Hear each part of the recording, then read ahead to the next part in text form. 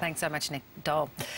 Well, let's get back to the story of the day, and that is, of course, the spectacular resignation of Ted Baillieu as the Premier of Victoria. Let's go back to Michael Rowland, who has a Liberal Party federal minister to discuss, I guess, the implications, Michael, for the Liberal Party, because Victoria hadn't been performing all that well for them up until now.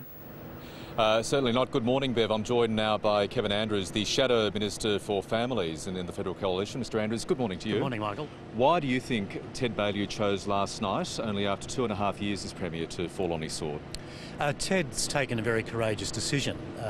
It's typical of Ted. He took a courageous decision to put the Greens last and won what was an unexpected victory for many people. And he's now decided that it's the interest of the state and the interests of Victoria rather than his personal interests that are at the forefront. And as I said, taken a courageous decision that it's time for the party to move on and for it to be able to address the issues facing Victoria over the next few years. He didn't say much about the real reasons why, the specific reasons why he went last night, only to say that he felt the Victorian government needed a change in direction. Do you believe that was something of a tacit admission of the criticism that he's faced, that he is not a real leader? He's a really decent individual, but he has really failed on the leadership front. Well, he's a decent man, and I think this was a very mature decision. As I said, he put the interest of the state ahead of any personal interests, and obviously there is some personal disappointment at a time like that, but nonetheless he saw that after 7 years in the leadership it was time for a change so that the party can address the challenges facing Victoria. Denis Napthine, talk to me about him. Of course, you would know him from his long years here in Victorian Parliament. Can he make a difference to the Liberal Party's fortunes? Denis Napthine brings a wealth of experience, 25 years in the Parliament. He's been in portfolios ranging from community services to the major infrastructure projects such as the Port of Melbourne, which he's overseeing at the moment. He represents a rural electorate but has a real knowledge of Melbourne. I think he brings a very mature leadership to the Liberal Party. It'll be a considered, steady, cautious, but nonetheless leadership based on a vision of what Victoria can be in the future. What sort of a politician, I suppose, what sort of a man is Denis Napthine? Again, a very decent man, someone who will consult widely, not just with his party colleagues, but with people throughout Victoria, and will bring that wealth of experience to the job. It's 18 months or so before the next election. Do you see the Liberal Party government here lasting the difference because as a result of that resignation of Jeff Shaw, the disaffected Liberal MP, the numbers here are very, very parlous indeed?